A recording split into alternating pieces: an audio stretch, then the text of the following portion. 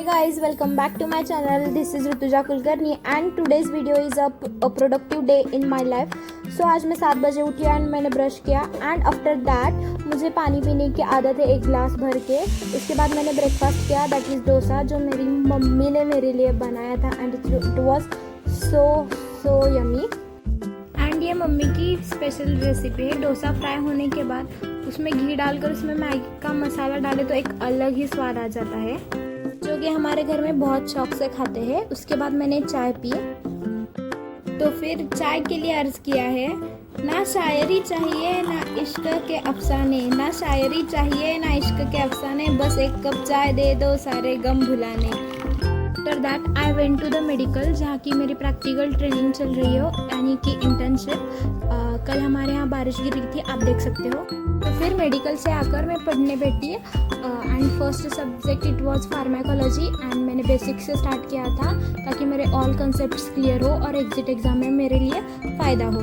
तो फिर after that मैंने अपना टेबल प्रिपेयर किया ताकि वो बहुत दिन से गंदा था और क्लीनिंग नहीं करी थी उसकी.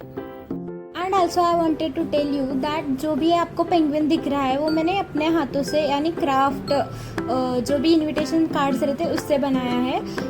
और उसके बाद मैंने एक छोटा सा क्यूट सा कैलेंडर बनाया है जो कि काफ़ी एस्थेटिक लग रहा था. ये सब कुछ होने के बाद मैंने पढ़ाई करना स्टार्ट किया and I took a book and then started writing the basic concepts by seeing the videos and also took the notes from that videos. So firstly I was started with the first chapter, that is general pharmacology, because it has the deep knowledge regarding the pharmacokinetic and pharmacodynamic, and I highlighted with the sky colored or some people's call blue colored highlighter, and that's my favorite. और ये होने के बाद मैंने general pharmacology basic से start की, जिसमें definition, pharmacokinetic and pharmacodynamic भी था. सो बेसिकली अगर मैं आपको बता दूँ, मेरे पढ़ने का तरीका कुछ अलग रहता है. यानी फार्माकोलॉजी जो भी एक वर्ड है वो ग्रीक वर्ड था.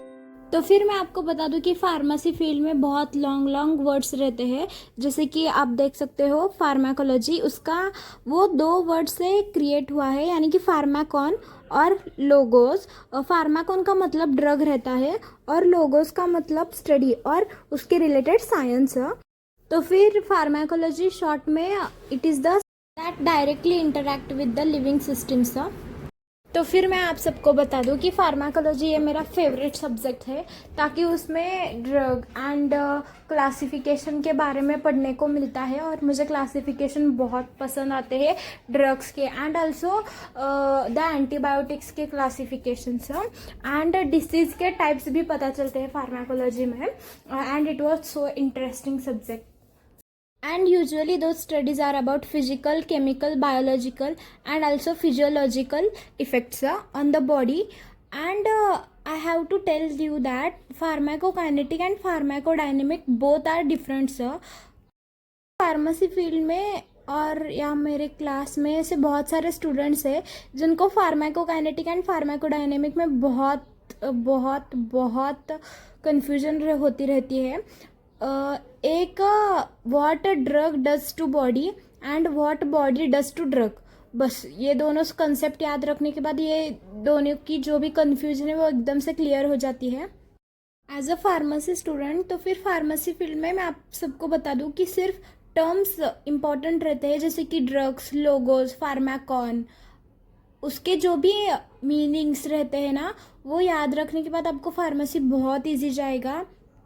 और अगर आप सच में फार्मेसी फील्ड में इंटरेस्टेड हो या फिर एडमिशन लेना चाहते हो तो अपने स्टडी पैटर्न अलग रखिए, ताकि कुछ भी हम पढ़े तो फिर वो एक फ्लो चार्ट कर रखना चाहिए.